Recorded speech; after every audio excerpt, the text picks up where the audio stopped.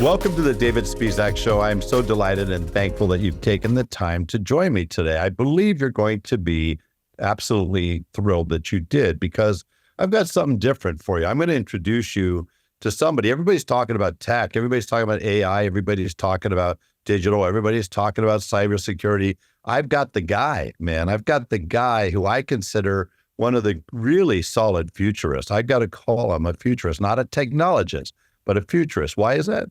Because he's really not just considering what tech can do today or what it can do as a solution in isolation, but how do all these things work together? And how do I do it in a way that I make certain that my dealer group is completely future-proofed? I want to introduce you to Jarrod Kilway. Jarrod is the Vice President of Digital Operations of the Casa Automotive Group. And if I'm not mistaken, well, first and foremost, Jarrod, thank you for taking the time to join me. David, thank you. It's an absolute pleasure. Great to be with you here again.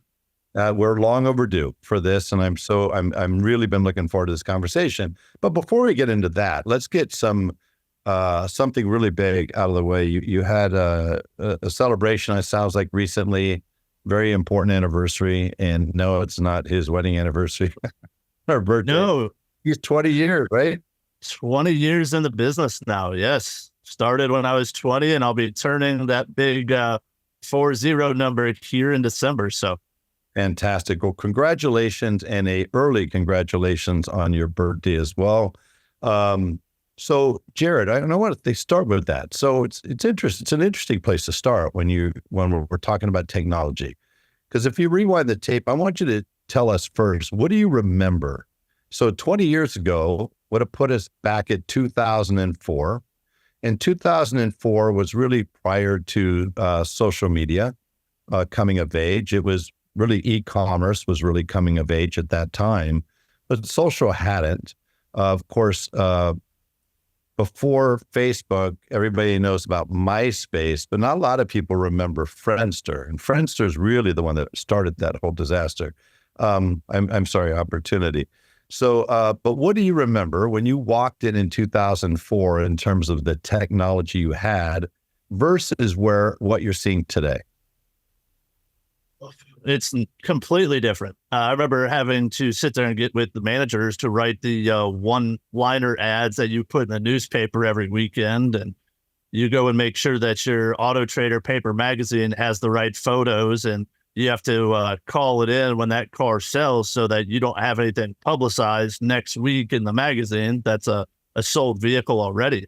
And just the time constraint we used to have to do, that's all manual compared to where it is now, where you have all these data and integrations and feeds, and we would not expect it or would not accept it if it was not done live time. I remember when inventory feeds were once a day, overnight at 3 a.m. Now they're every hour on the hour to make sure we're updated and consistent and current. Just that alone just blows my mind away of how far we've come. Yeah, when it comes to search, I'm a big fan of Foundation Direct. I think I got to give it up for anybody who is the absolute best at what they do. And there's no question they are the best at what they do when it comes to search. And the technology that I've seen put in place at my clients, where you can, to your point, you could update. Can you imagine what would it take back then to update your pricing 5 or 10 times a day? And these guys can update pricing across service, parts, new, used, whatever, lease, retail, quick lube, whatever it might be, over 50,000 times a day without a dealer or the manager even raising a finger. So completely different place. Let me ask you this though, completely different perspective. I find it interesting that, back in the 80s, we didn't have CRMs. In the 90s, we did. But before CRMs, we were selling about 10 cars per salesperson per month. And after CRMs were in place for about 10 years, it was 10. And the next decade brought e-commerce, and we ended up at 10. And then social media, we ended up at 10. And now we've got AI, and we're still about 10. So the technology, as you mentioned, has evolved massively, just almost it's unimaginable. But it doesn't necessarily seem that always translates to our people getting better. What's missing there? So two things on that one. And I love this topic. I've talked about it at a couple of different conferences. There's two things that are missing that's preventing the current everyday average 10-car salesperson from being a 20-car salesperson. It's two things. One thing is actually your marketing. And the second thing is your training for that salesperson and accountability. So training accountability is one, and your marketing is second. So expand on the marketing one. So think of marketing, as you mentioned, the old school ways of how we used to advertise back in the 80s, the 90s. When I got into the industry in 2004, we really haven't changed. We get incentives from the manufacturer. Oh, you got 0% for 60. You got 2.9 for 72. You have a lease, red carpet lease at this, and you have model year closeout. It's truck event month. It's Toyotathon. It's all of these different things. But we've just been beating that messaging into consumers. But the question I've always asked, and where I previously was with a good friend that you and I both know, we stopped advertising that. We stopped doing the same thing we've done forever. And we started advertising, and we literally drew out like a dev schedule and storyboarded a rollout scheme for marketing, starting with simple thing like price match guarantee. Walmart does it. Bass Pro Shops does it. Amazon does it. Those are already some pretty successful businesses in the retail operation space that have faced adversity and have overcome it. So why are we not advertising that? Why are we not advertising it to the consumers, how we can make it easier for them and let them do business how they want to do business?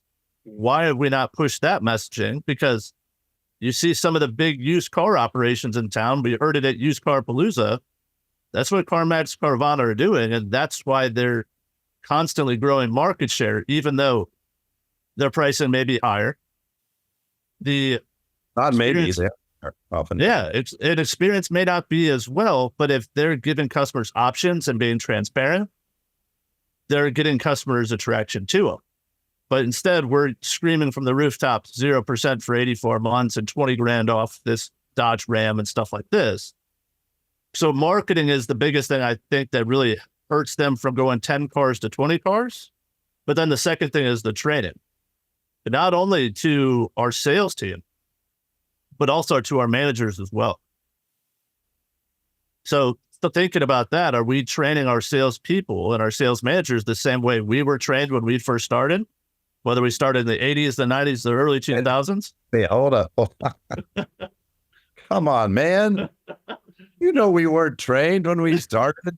Stop it. I was just saying to somebody last week, why is it? I was speaking at a conference last week, a couple of them, and I said, why is it? Thank you so much. Why is it that every parent says, I want my child to have it better than I did? So why are you raising him exactly how you were raised? Like, how is that going to happen? So to your point, like, you know how most people train their people? The way they were trained. Congratulations, welcome aboard. There's your desk. Go on the internet. We don't send them to the brochure closet anymore. That has changed. Big shift there. Now we say just log on, get some product knowledge, go check out the cars. Here's the key machine, blah, blah, blah. Right? So I think that's a big miss. One of the things, so I do want to rewind the tape before we jump off of marketing. Are you as confused or astounded as I am at how oftentimes companies like an Amazon, an Apple, a Tesla, or a Bass Pro Shops, whoever at Walmart, these are, to your point, very successful, not mildly successful, wildly successful. And why is it that we don't look at those and just automatically say, if I want what they have, I need to do what they're doing? The vast majority of dealers to this day, to your point, they are doing the same thing, and they are completely committed and loyal to processes, approaches, strategies that have consistently failed them. Are you as astounded by that as I am? Absolutely. I think I don't think anybody has an answer to it. we could assume and make assumptions to the reason of why this is just the way we've always done it, which you hear all the time. But in terms of why more people won't embrace it, it's one of those mysteries that's out there.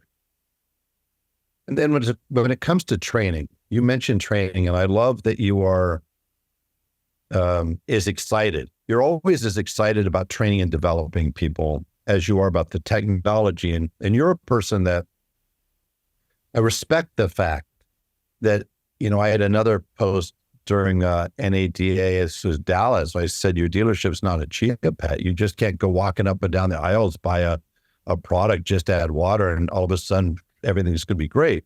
It takes engagement, and it takes leadership, and it takes work, and it takes training.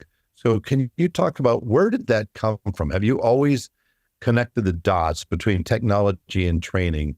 And what does training mean to you today?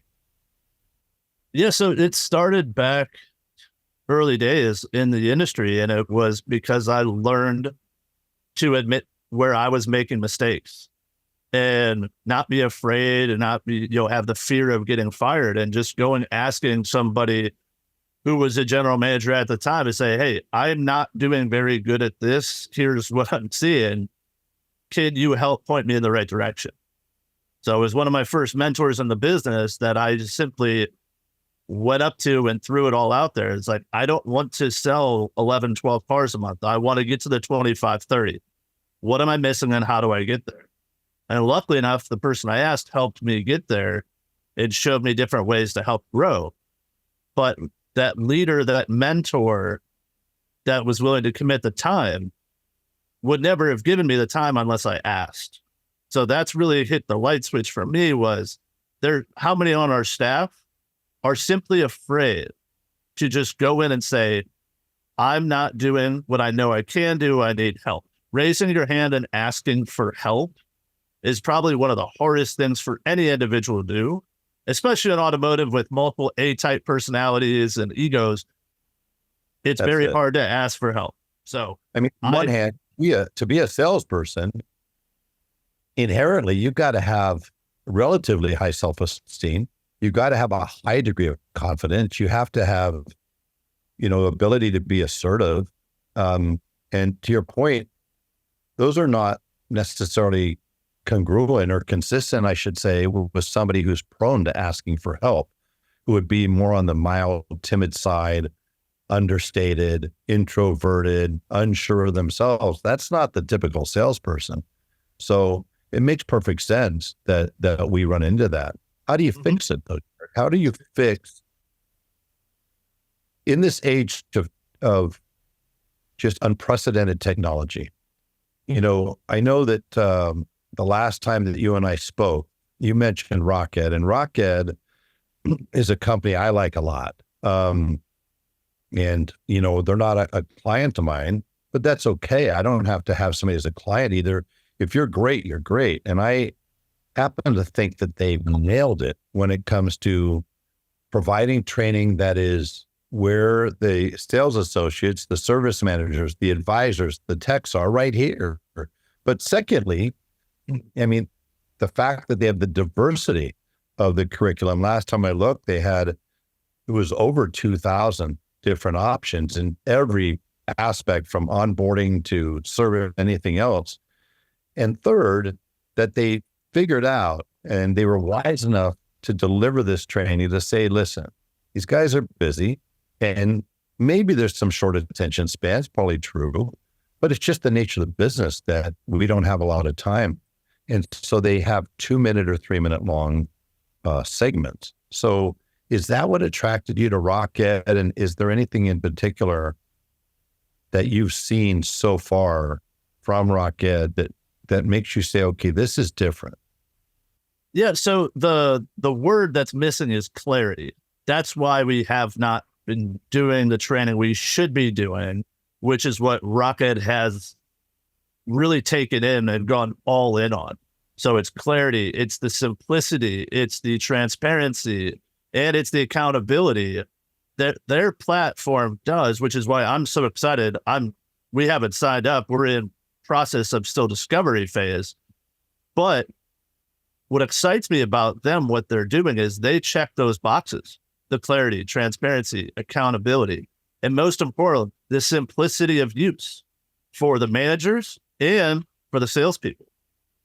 But the cool thing with them is you mentioned, palm of your hand, it's training.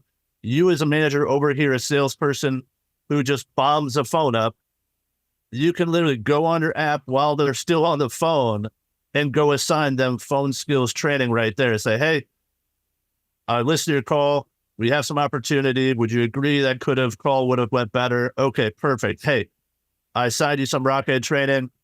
It's going to pop up the days and times that you need to go and take it. I expect this to be done on this day. If it's not, they will notify me if that training is not done. So as a manager, I don't have to go log into another system, say, okay, did they do this? Yes, no. Do I need to take action? Yes, no.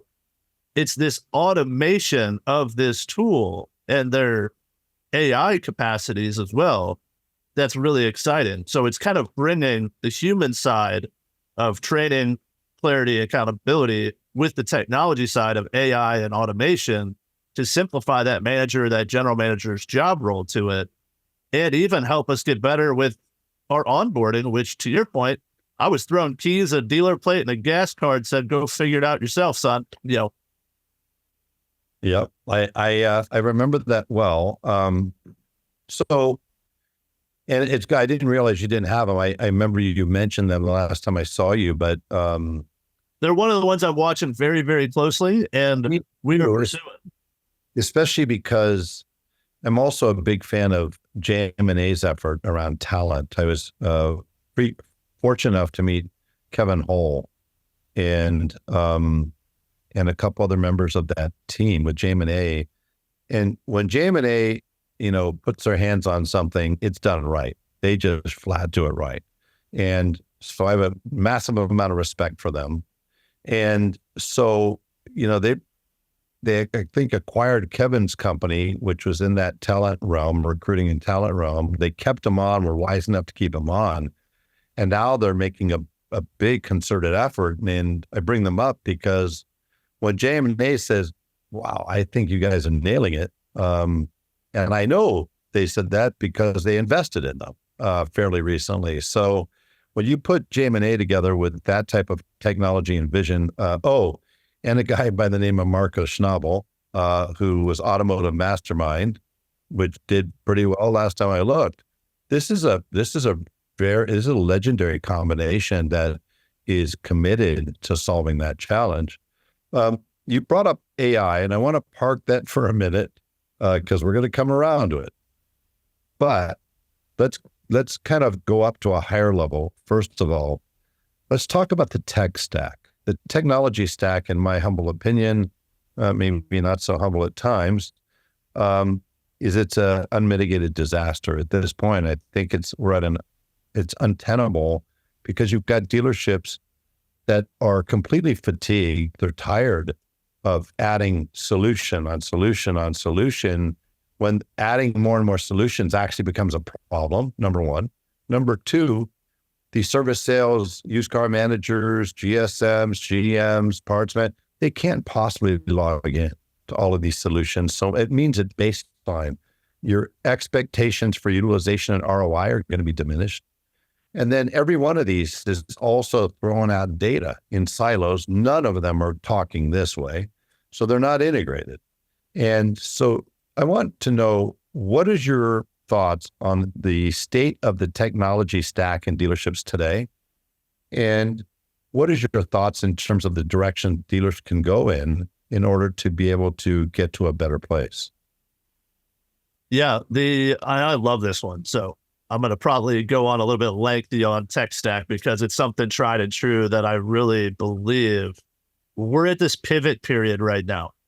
And I think everyone earlier in this year who was affected by CDK outage and E-lead outage, I think everybody that was kind of the wake up call. That was the 2008 of the car business here for us when it comes to tech stack, that we've really kind of just taken our hands off the wheel and just been signing the check to some of the points and not really spending the time discovering what the tech is how it's going to help us, how it's going to make my team's life easier, and how is it going to affect the consumer experience.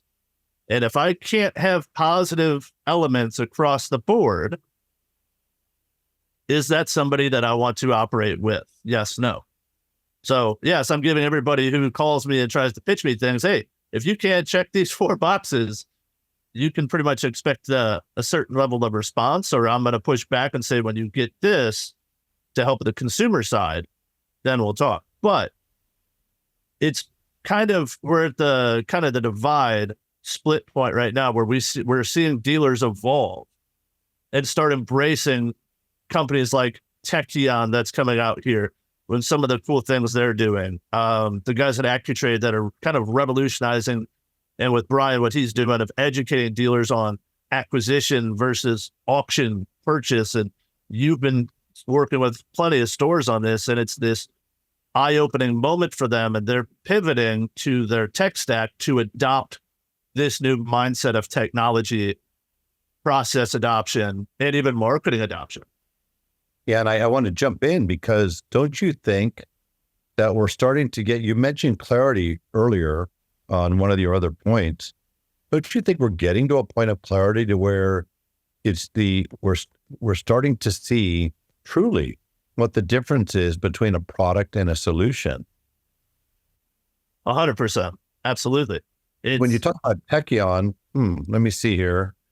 I was just talking to a client of mine who's looking at moving over now, and I've had, I don't know, probably at least 8 or 10 now. And the thing I hear all the time, number one, simplicity. Number two, he had a list of about 10 or 11 different solutions that are going to be knocked out, which means he's no longer going to deal with 10 support teams, 10 training teams, 10 invoices, 10. It's one. So 2, this disparate data, disparate systems is gone. Now, all of a sudden, he's looking forward to having full integration. I remember when I spoke to Doug Ero, the president in GM, I interviewed him from Longo. One of the things he said that was super interesting, I know this is going to resonate with you. He said, data is not just the tech. Data integration's massive, cloud-based, massive, mobile centered, massive. Being able to get on your phone and instantly get anything you want to get. Or if you know how to do the CRM, you know how to do the GL, you know how to, it's just the intuitive nature, the fact that everything's digital, no paper, no toner, reduced friction. But he says what that means. He says, I've been able to hire people I couldn't have hired before. And the way I put it was, Jarrod, if you have an old system, and I tell dealers this all the time, I said, help me out. If you want to be like Apple, you're going to be like Amazon, you're going to emulate Tesla. Are they using a modern, tech-forward solution, or are they using something that was built 20, 30, 40 years ago? I won't mention any names. And they laugh. I said, which one of those old ones are they using? And they laugh. And I said, exactly. You can't get there with those. You can't go to the future when you have all those in the past. So I think one of the things that's really interesting is when you want to bring people on and they see some of these old systems that we use, and you're in your 20s, and you know what you're thinking about when you're in your 20s, Jarrod? Your 30s and your 40s. You're about to be 40. Okay, so what am I going to become, a blacksmith? Right? I'm going to learn to be a blacksmith with a 20, 30, 40-year-old piece of architecture or a product? Or do I want to use a solution that's modern and that I can leverage my knowledge or my experience as I grow my career? So interesting. Rivian, Tesla, Techion, none of those companies have any problems hiring Gen Zs or millennials. And yet when I talk to dealer, we can't hire them. Well, I'm like, how many 20 or 30s would be excited to go and jump into learning something that isn't maybe relevant 5 or 10 years from now? So, well, it's also, David, to the point of that one, it's because their processes are so crystal clear and so clearly defined that there's only one way to execute, and that is through the process. There's no, because if we look at the business, how many people can sell a car in your store? Everybody sells a car a different way. Some people put them in the CRM first. Some put them in Viato first. Some people put them in the credit app step process first. You can't do that with a Carvana or a CarMax. This is the process. Here's your starting point. Here's your end point. They have that so well guardrailed that gives that Gen Z, this millennial, the clarity and transparency needed for what the expectation is of their job and the steps to do it and be successful. We don't hold accountability to that as an industry. And partially the reason is the text that is very old and antiquated and bolted together. But the other piece behind that same thing, and you touched on it here briefly, was the fact they value the data at some of these newer edge companies. And I think that's where we're at the end of the day is, do you as a dealership value the data? If you do, and you are on the evolving front to it because you have a understanding of what you can do with the data and how powerful it can be. If you don't value the data, you can see that transparent path of where they're at, staying on some of the older systems and not evolving, which is, to your point, is why some of the struggles do incur what they're running into. And let me be clear, there are a number of really, I think, viable solutions out there. Not everybody's going to jump aboard the same. And because all their situations are different, and it's obviously within anybody's right to do what they feel is right for the business. However, with that being said, you mentioned the situation that came up a few months ago, which was incredibly difficult and challenging for CDK to get through that, and they got through that. And I hand it to them for doing that. It's great that they got through it, but it took a lot of pain, and it cost. Last I saw, over $1 billion was the estimated impact to stores. One of the things I do like about Tekion that I learned recently was that a dealer has the right and the ability at any time to offload their data to their own server, right? Protected server. So if in the unlikely event that happened, and it's a way different situation, anybody can be hacked. Let's just put that out there. Yeah.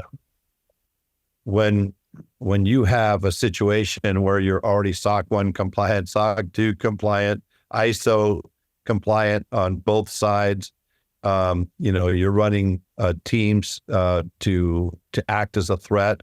I mean, the levels that Tekion, I learned during that time, they had a website, was beyond extraordinary. Number one, the fact that I could offload my data and I could still run my store and I could get access to that data.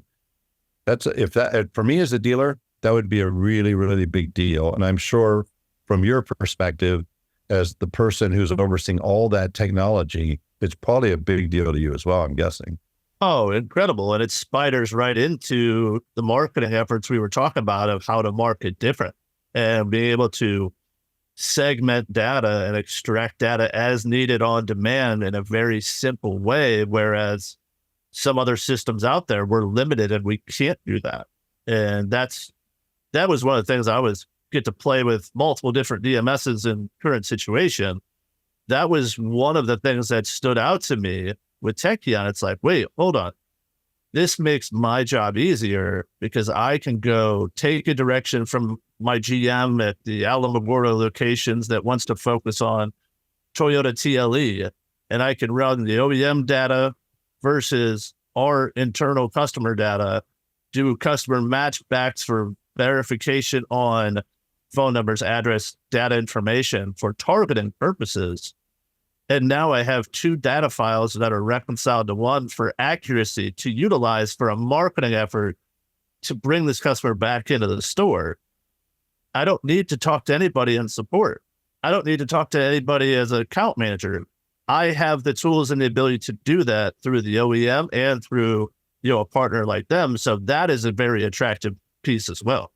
You brought up something else just there too, that is, I don't know if everybody really understands this to the degree. I mean, it's such a challenging situation where those data silos I mentioned, they're all firing off data, and a lot of those are customer facing.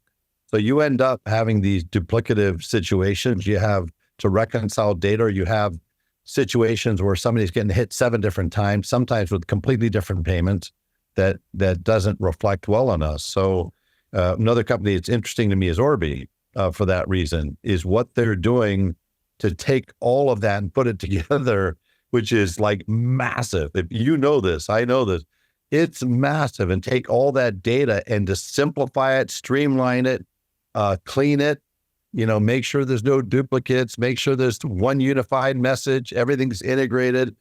I mean, these types of things that we're starting to see. You mentioned AccuTrade's another one. You can have inventory management that's critical. So use Viato inventory management, use VinQ, things I like about VinQ for inventory management, but that helps me to manage my inventory. AccuTrade's different. What I like what my clients are doing with AccuTrade is that actually they're using Viato or they're using VinQ. They don't eliminate them. That's not what Viato, what AccuTrade does, and I want you to speak to this, is it helps me have more inventory to track in those inventory management systems, and the right inventory that I'm going to spend way less days to sell, less floor plan, for significantly higher grosses than I'm going to get if I'm going to go out and grab cars at the auction. Again, it's just that simplicity and the solution and how effortless it is, so that I can compete with CarMax and Carvana, to your point, fast, fair, seamless, appraisals in under 5 minutes, rather than the old school way we've been doing it for decades, which has never, ever worked. Is that what you see there? Oh, absolutely. I mean, I think, and when, we've launched AccuTrade at all stores, and what I really have been working with used car managers on is the understanding is to your point, is not a replacement to a Viato. This is your online tool. Viato. Yeah, this is your online tool that you are utilizing. No different than you're trying to buy a vehicle on open lane. That is the same logic you need to look at AccuTrade as, but we don't have dealers filling inventory into AccuTrade. You and your team are responsible to fill that data into there, and then you are purchasing the ones that are the best fit, or you have the plan to purchase everything and then make decisions on what you do with those vehicles after. So that's kind of the concept theory I've been working with the team on, of thinking of AccuTrade as your own internal auction, especially with Casa as a dealer group and having so many stores, being able to have all of this data from all of these stores going in here. This becomes our auction internally that we're just feeding with customer data that are simply want to trade value. And we talked about CarMax a couple of times, and we should. When somebody does something over 25 years in a row and it just works and it works and it works, I don't know, maybe there's something to it. And, when you have a company, when you have most franchise dealers, I constantly be told there's no cars out there. It's hard to buy cars off the curb from customers. I've got to go to the auction to fill it. But yet you've got the Joel Bassams of the world that are selling 1,100 cars a month, albeit he does get some cars at the auction, but he has a radically different process inside the store that makes that work. Process. But then you have other dealers out there, Patrick Abad, for example, Reichart is a spectacular organization, and many others out there. And you have the ability to go out there and secure cars the way CarMax does. Guys, 85% of the cars they sell, they acquired from a client. Please compare that with a typical franchise dealer. They don't have service lanes. They don't have leases. They don't have off-lease. They don't have loaner cars coming in. They don't have trade-ins on new cars. They don't have any of that. And yet, 85% of their cars, in fact, they took in so many cars. I mean, they acquired, I think it was 1.3 million cars. They wholesaled 500,000 cars, if you look up on their K1 last year. So I don't know, maybe there's something to it. So that makes a lot of sense that you're taking that approach and leveraging AccuTrade's technology and simplicity and accuracy to be able to do that. And it's giving the autonomy, David, to some of these future leaders within the organization who have really embraced this and wrapping their arms around it. that are in the sales role now, giving them the autonomy to go work the service drive and have a personality. So you're there at 7 a.m. You don't need a used car manager to come put a number on a car. Here's your boundaries. Here's your guardrails. Once again, we go back to process. Stay within the guardrails. And if you need to go outside of it because that's where the customer wants to go, then you simply tag a manager in to make a decision, but you stayed within your boundaries and rails, and you found the objection for your manager to make a decision, yes or no. It's easier for them. It's easier for you. And you can sit here and appraise more vehicles. And that's really where this comes down to be powerful. And when you look at Carvana and CarMax, I'm pretty sure, just like I asked the question about some of the legacy DMS systems, last time I looked, I don't think it's Bob, the used car manager, or Susan, the used car manager, that's putting a number on those 2 million plus cars that they acquired. It's technology, right? It's brilliant technology that's leveraging more data, more intelligence that any one person can possibly do. And I was talking to Bob Holland said, as you know, out of Pennsylvania, I mean, the guy is just a beast on wholesale. He is the guy behind the technology, the mind of Kelly's Instant Cash Offer and True Cars and many others. Of course, he also built AccuTrade, so it makes sense why it's as good of a product as it is. But when you've got a guy making roughly, what was it? I think it was 500,000 instant cash offers a month. And when the guy's wholesaled over 1 million cars, that guy probably knows, like CarMax, he probably knows a thing or two. So it makes a lot of sense. And that's, again, those differences between solutions that everybody really needs to transform their business versus products, which might be perfectly good products. They're just not transformative. And one of the things I've learned right now, Jarrod, with tech, people are not interested in incremental improvements. Hey, our product is 10% better than this one or 15%.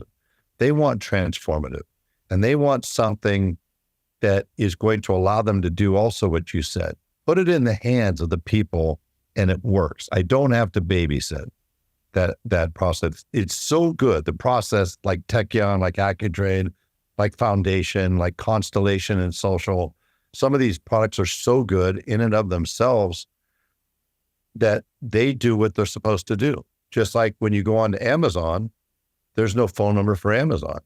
You don't need one because the tech does what it's supposed to do. So let's jump to another subject. We touched on it a little bit, but with the technology and a little bit with Tekion, but AI and everybody's trying to figure out, first of all, I nicknamed NADA in Vegas AI ad nauseum.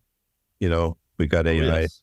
AI. I almost wanted to say, hi, this is my friend Jarrod.ai. We're going to go get some coffee.ai over at that cafe.ai. I mean, everything was AI.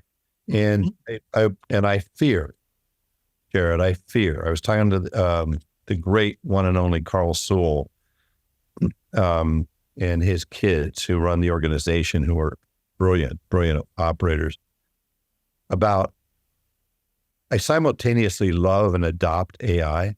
I use it, but I also fear it because I think in many cases, there are instances where we think it's a just add water or somehow it's going to replace our human capital. Can you speak to that? No, very much. So AI has been something I've been very, very heavily involved with. Going back to when Brian Kramer and I sold a vehicle in the metaverse. I mean, bring him back to back days. I mean, that's where my AI discovery started, because we were trying to find a way, okay, is this going to take off? Is this going to be a real thing? I need to find avatars to staff this full time. If somebody comes into the metaverse dealership and asks a question, I don't have chat operators ready and able all the time to do it. I need to find a way. So that's what led me down my AI journey. So in that instance, it is a replacement of a human capital.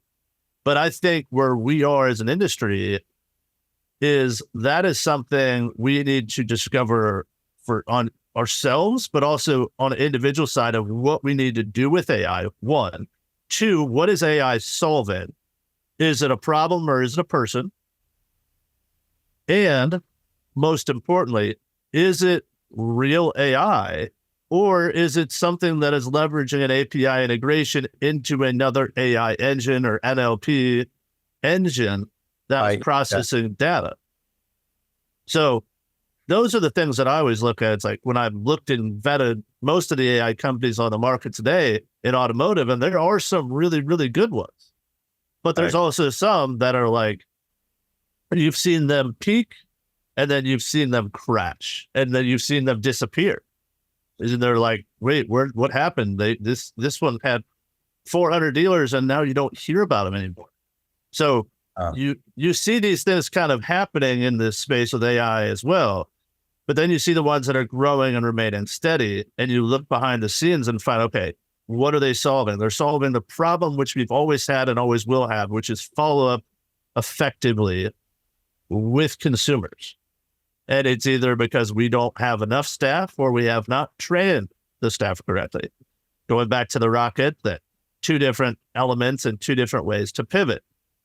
But at the end of the day, we need to make the decision, is AI helping us solve a problem or is AI here to replace it? I will always lean in on the solving problem. I use it every single day on multitude of different things. Like I hate Excel spreadsheets. It's out there. I hate building them. I have an AI element tool that will literally fill the spreadsheets and build the spreadsheet specs with pivot tables and lookup tables, and it will do all the work for me. When I had Kramer, I didn't have to do that because Kramer was my AI engine for my Excel build spreadsheet. But I don't have that anymore, so I've leaned in on this to do the same thing. So I want to interject there because you just said something I think is going to be incredibly important. You've said a lot of things that have really delivered some big, big value that I know people are going to be able to use, Jarrod, and I appreciate that. On here, the point is it needs to replace ineffective or inefficient workflows, not the people that were using those ineffective or inefficient workflows.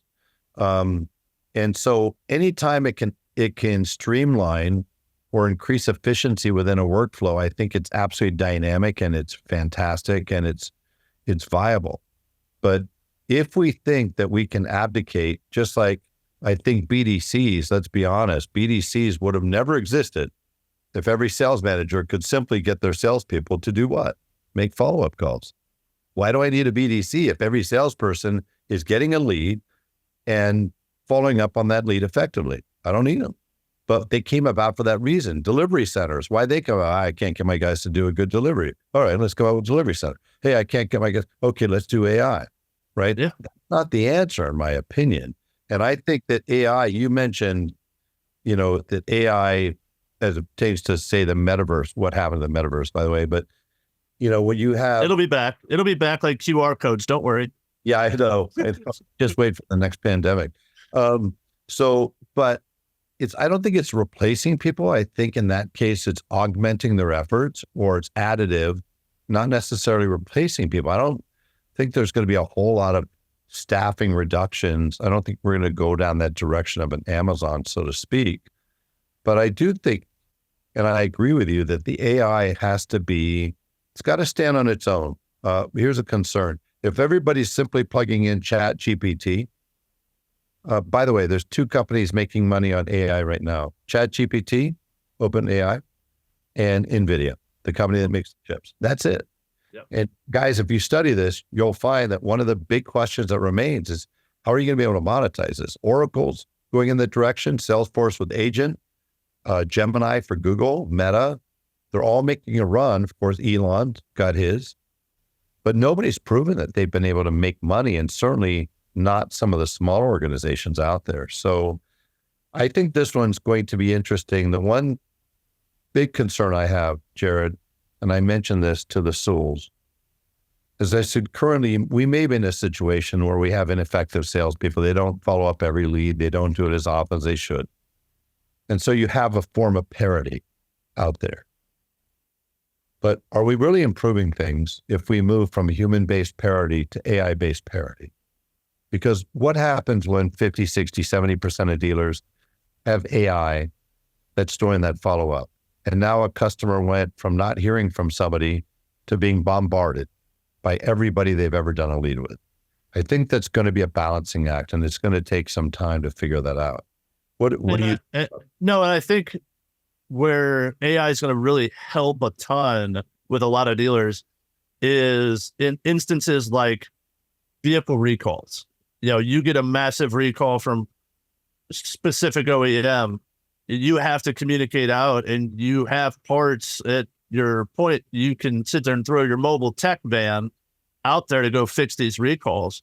Use an AI to sit there and drop it to these 20,000 people that have bought with you, that are affected, that live in this zip code, that you could say, hey, I will be in your zip code next week to complete recalls on vehicles like yours. Would you like to go ahead and have this recall completed next week while I'm in the area? Reply yes, no. And you use that AI automation off of a singular data point of recall data, matched with owner-based data, matched with affected data, segmented by zip code, and then you have your mobile van schedule of zip codes of target based upon propensity of people affected. You have your top 5 zip codes to target. Those are the zip codes you go after and send them a text message and or email to let them know, I'm going to be in this area this day, this time. Here's my times available to fill up on the service schedule to complete your recall. That is a use case of AI that no dealership right now could compete with that bandwidth, because we purely don't have it. It's just not there. I agree with that. I think similarly declines. Declines, absolutely. Years out there. I'm a huge believer in, listen, I've always loved the new car department. I came up in the new car department, but I keep telling people, and I know it sounds like a radical statement, but I firmly believe that new cars is never going to be the same. We went through the transition pre-pandemic to the pandemic chip shortage, where all of a sudden new cars, let's face it, prior to the pandemic, we didn't sell vehicles. We sold payments. We sold deals. We never sold vehicles. And that's why every manufacturer out there, in some form or fashion, together with their dealers and the marketplace, diluted the value of the brands, right? Companies like BMW, Mercedes. I remember in Southern California, the average pre-pandemic, the average Mercedes dealer was losing nearly $4,000 a copy. That doesn't sound like brand value to me. So back in the 80s and 90s, we sold cars. And this is not one of those things where, hey, boys and girls, we walked uphill in the snow both ways. Not that. This is a fact. Barefoot at that. Sold cars. We didn't have payments, right? We didn't have, we had 17, 18% interest rates in the 80s. You didn't sell interest rates. Trust me. You had to sell the car. But then when the 90s came out, all of a sudden we started to see incentives. By the mid 90s was the introduction of below the line money by Mercedes-Benz, was something called the Mercedes Experience in 1996. Today, everybody from Ford and Fiat to Ferrari has some kind of below the line money. And new car departments are relegated to chasing that money in an effort to be profitable. And the reality is there's not a new car department without F&I that is profitable today. So it seems to me, as you were talking about other businesses earlier, Rolex is profitable. Louis Vuitton seems to be profitable based on the guy being one of the richest guys in the world, but our new car departments aren't. However, used cars, F&I, and fixed, I think that's where it's going to be going forward. And new cars, don't hate me, but I think it's the all-you-can-eat seafood buffet at the Bellagio or any other $2 billion casino. It's great for bringing people in. It gets them excited. We sell them some fantastic products that they themselves have amazing technology in. But I think you nailed it right there, though. Hold on. I'm going to stop you there, David. I got to stop you there. You nailed it. You're not selling a car anymore. You're selling technology. If you want to learn anything where the new car business is going, you are not selling a car, you are selling technology. And if you don't believe it, go look at Tesla. Does Tesla interior look great? No, it doesn't. Is it the most fashionable car? Dash match up with any other luxury car? No, it looked like a kid car. You're buying technology And the experience, Jarrod. and the experience. And oh, by the way, aren't they a process-driven company? Exactly. Right. So that's the evolution to it. It's like, do you want to be a Tesla? No, not necessarily.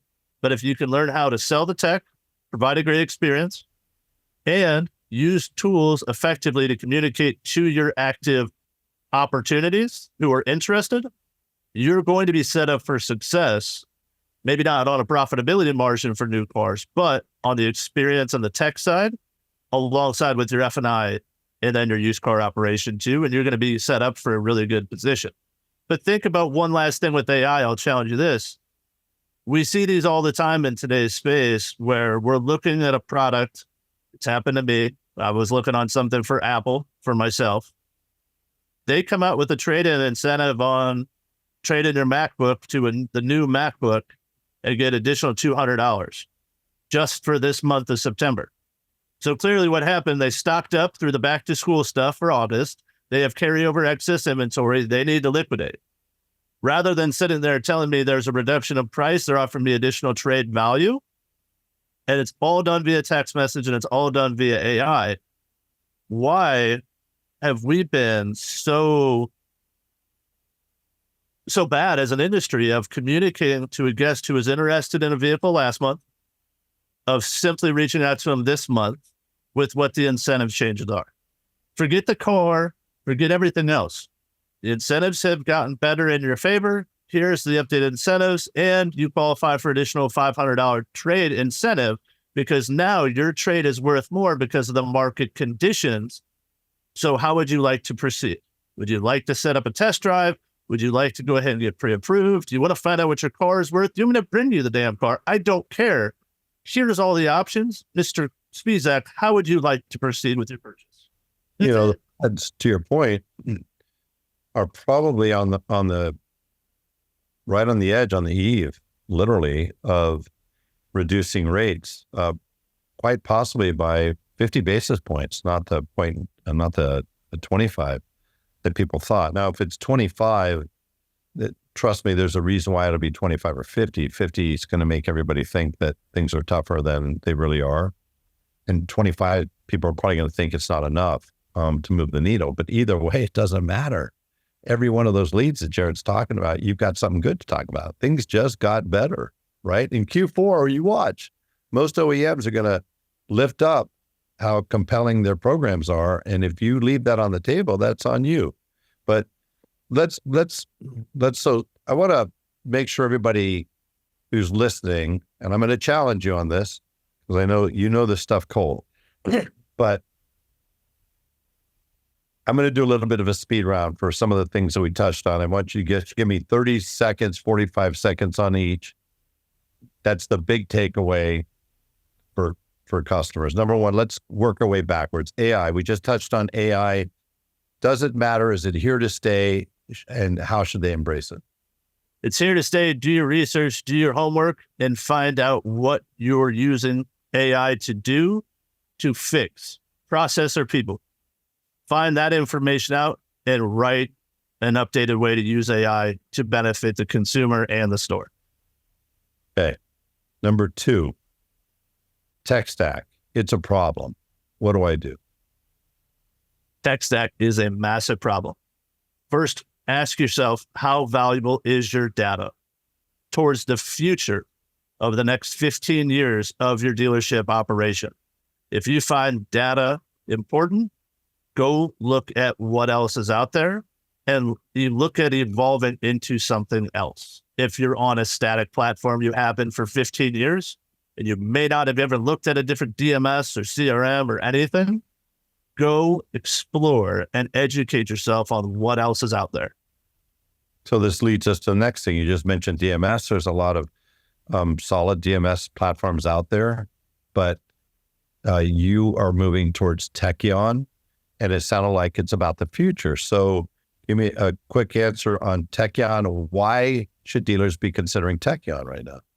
I'm looking at Tekion because I look at how my children are going to purchase a vehicle. and looking at all the solutions in today's space, which technology is going to be the best to set up for my 4 daughters when they come to purchase their first vehicle? Which one of the solutions out there today is still going to be around to help provide that guest a simple, streamlined experience? I think a lot of them have a lot of catch-up work to do, and Techian's on that forward path to make it simple, effective for consumers like that Tesla experience. Okay, great. Cybersecurity. What matters as a dealer or a manager? What matters really with cybersecurity? We're on the other side of that CDK, horrible CDK threat that they had to withstand. What should I be doing with cybersecurity right now? Is it over? Do I not have to worry about it? Lock it down. It's only going to get worse before it gets better.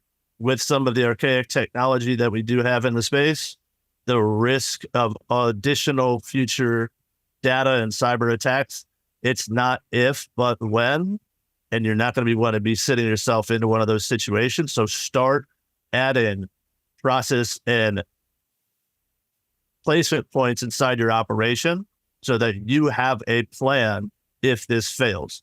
No different than we had a full-blown plan in the past when I was in Toyota here in Florida. We had a hurricane prep plan with a clear list of role responsibilities for each one of the management leadership team. That is the same similar process you need for your cybersecurity in today's space for automotive.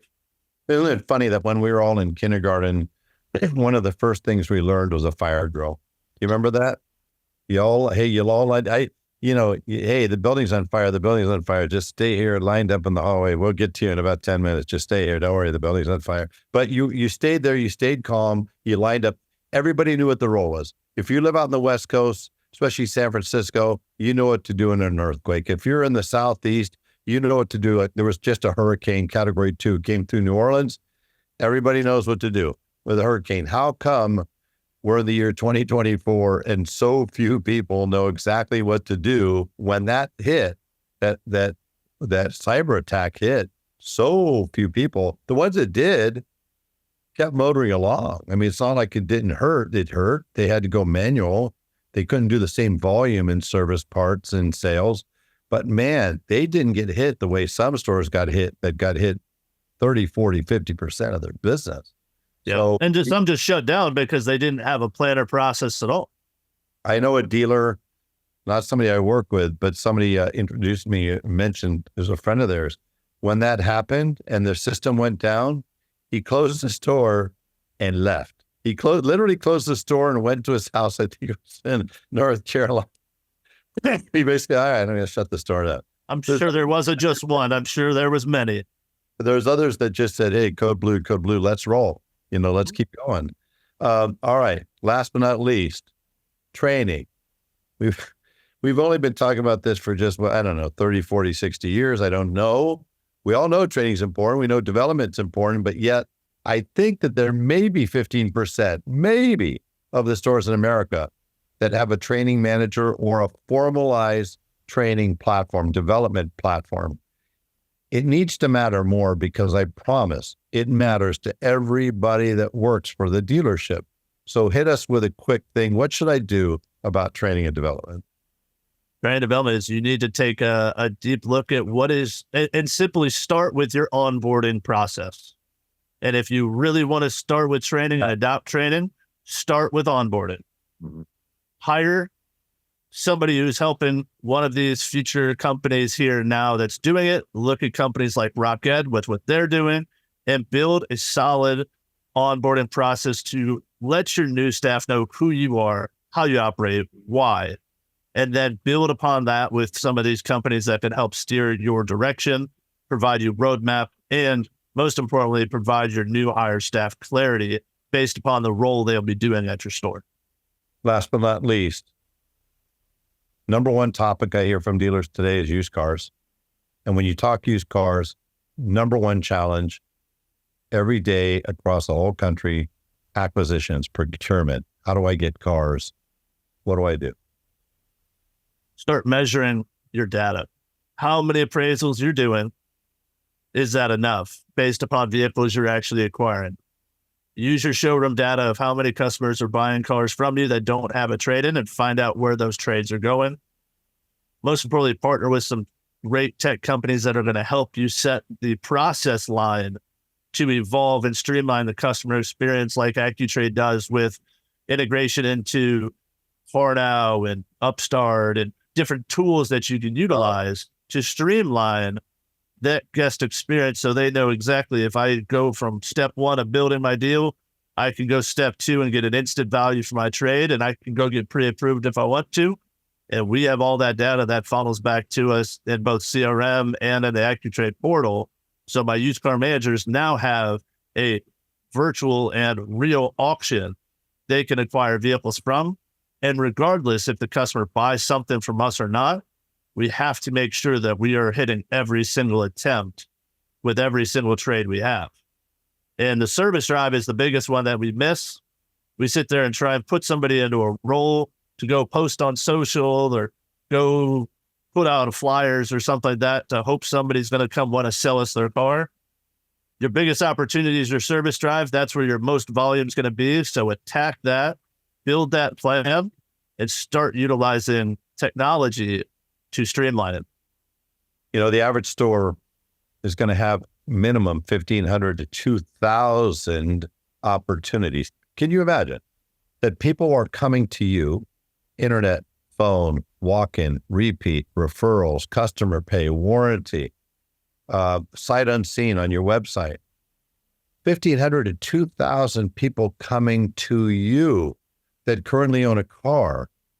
And, you know, every time I hear look to book, I just think it's the most garbage metric on the face of the earth, because what the heck, if you appraised, 100 cars and you took in 50%, way to go.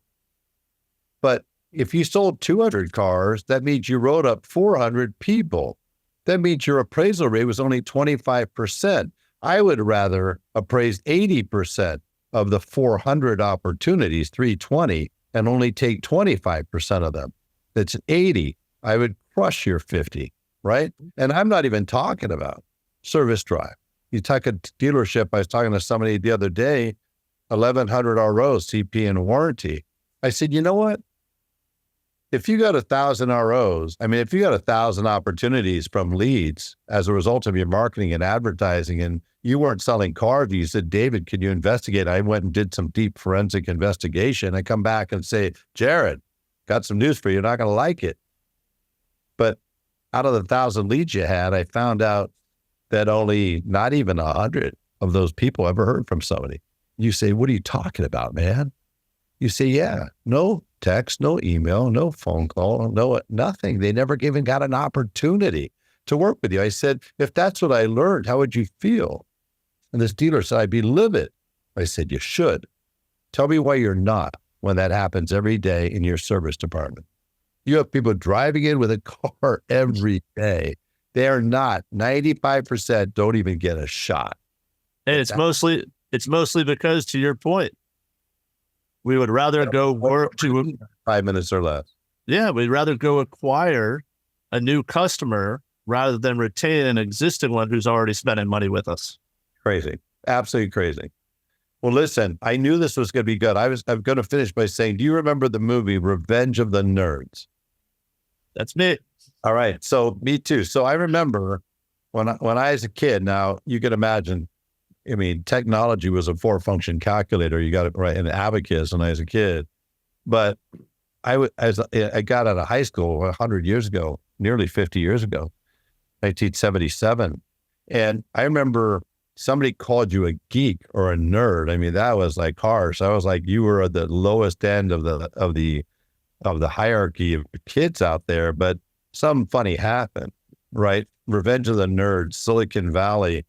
And all of a sudden, I've been a geek for as long as I can remember. I don't know anybody that had a computer for me, or as many as I've had. And it's just my fascination with technology, because I know if we can use it, if we can leverage it as a tool, not a weapon, but as a tool, and not to replace us, we could do some pretty magnificent things. I've seen dealers leading with you guys doing some pretty magnificent things out there at Casa, over at Germain when you were there. And I really appreciate you taking the time to share all of your geekiness with us, because like you, I'm a very proud self-professed geek. I could do this all day, but I need to bring it to a close. And I just want to thank you for taking the time and for sharing everything you did. It was valuable to me. I know it's going to be valuable to everybody else. No, I appreciate always. Shoot, we set up a half an hour, and with our geekiness there, look at that. We go an hour and 15. And it's just because of the passion we have. Not only keep going after this stops, everybody.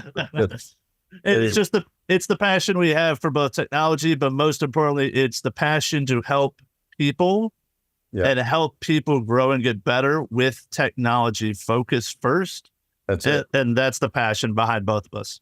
That's it. It absolutely is. Well, I wish you and your family all the very best. And obviously give my best to Tony over there at Casa and the Casa team. He is like no other. That guy, I'm looking forward to speaking with him in the next few weeks. But holy cow, you want to talk about leveraging tech in a very profound and innovative way. That's yet another place that you guys do that in many different respects. So I look forward to that, but I just want to wish you the best and thank you again for joining. Oh, it's my absolute pleasure. Thank you so much. Thank you. For everybody who took the time to listen, once again, thank you. We apologize for going a little long, but it's what we do. We get knee deep and we get excited about this. Hopefully it was exciting or helpful for you as well. If you'd be so kind, if anybody is struggling with these things, challenged with these things, or wanting to get better with technology, please take the time to share this episode, take the time to subscribe and download. And of course, I always love your reviews, whether they're good, bad, or ugly. You could find show notes on this episode and learn how to connect with Jarrod by going to davidspisak.com, where you'll find this episode and more than 150 others with some incredibly bright, innovative thought leaders in our industry. Thanks for taking the time to join. See you next time on the David Spisak Show.